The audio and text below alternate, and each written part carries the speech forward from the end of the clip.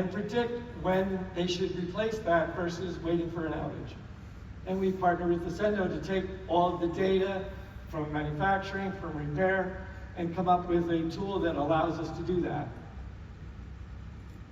We also work with our team that does the field technician activity and come up with, okay, what are the common questions that we're getting?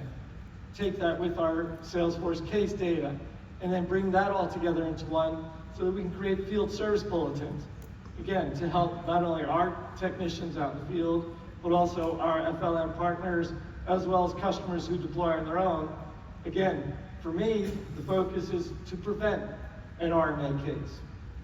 So when finally, what I use Ascendo for is not only those two things, but also how do I take node information and addresses and correlate that to the best depot that I should create my reorder points in, so that I also make sure that I've got the right part in the right place at the right time, and because we're a P&L, and the right quantity so that I can monetize that asset as well as take care of the customer.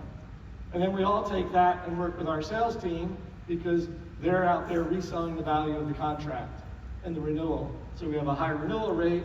We don't have to worry about penalties. We don't have to worry about discount requests because our services is acting inside of us.